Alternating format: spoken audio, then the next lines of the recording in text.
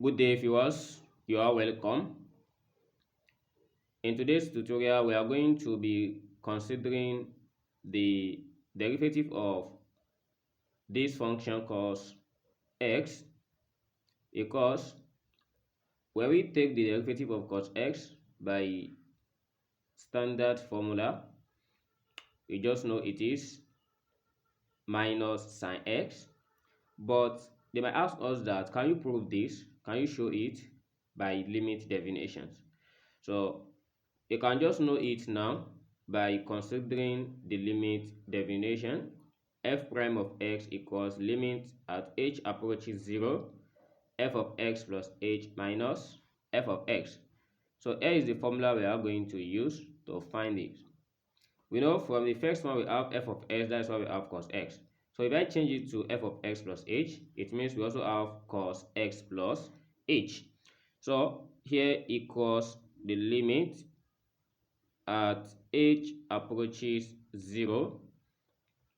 So we try to find this, which is cos of x plus h minus cos x divided by h.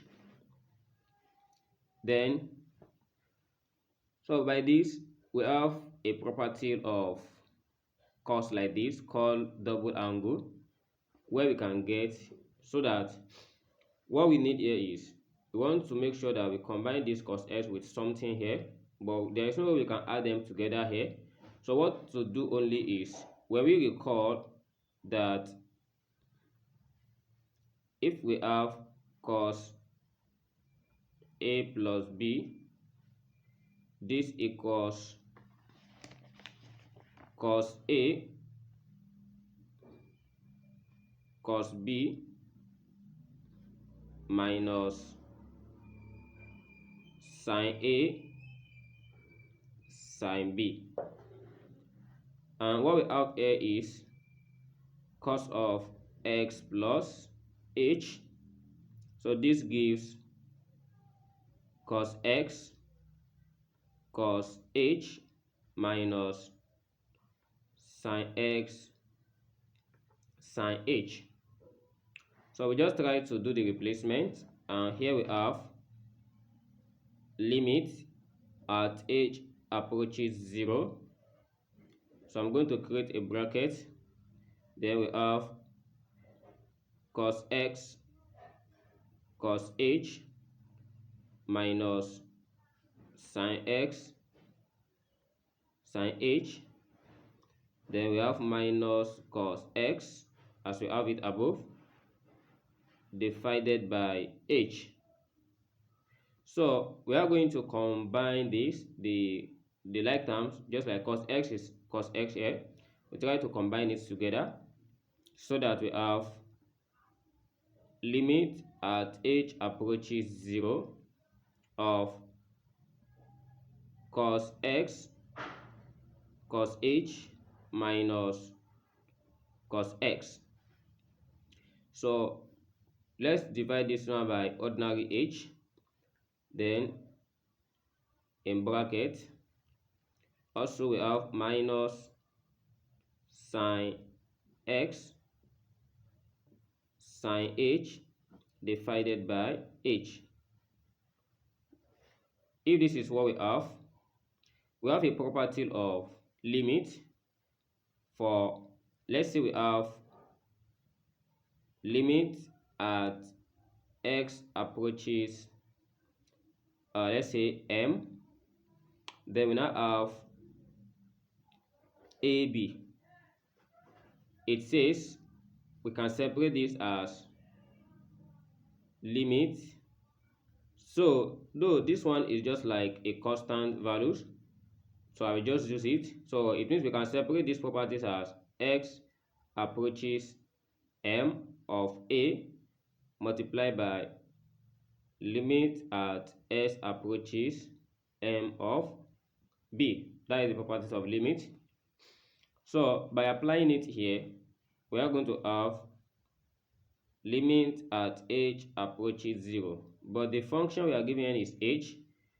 If we want to transform this one, cos x is common here. So when we take out cos x, what we have in the parentheses is cos h minus 1 divided by h. And also, we have this as minus the limit at h approaches 0 of sine x sine h divided by h. So this one is the subtraction rule of limit. That is, what we have here is different. That means I've already bracketed this, so I can distribute this limit for this and this. Then we now follow this definition as the function here is h.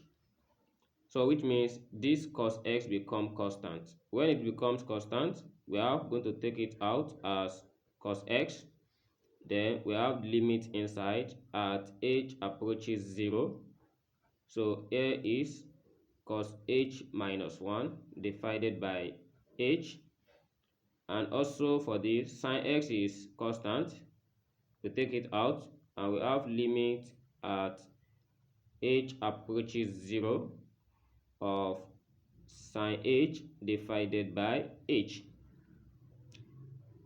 On getting to this, we need the identity of this limit at h approaches 0 of cos h minus 1 divided by h, and this. Though this is another topic that we will treat in another day, but anytime we have this limit, it is equals to 0. And anytime we have this limit, it is equal to 1. Therefore, we just try to replace them as here is cos x open bracket 0 minus sine x open bracket 1.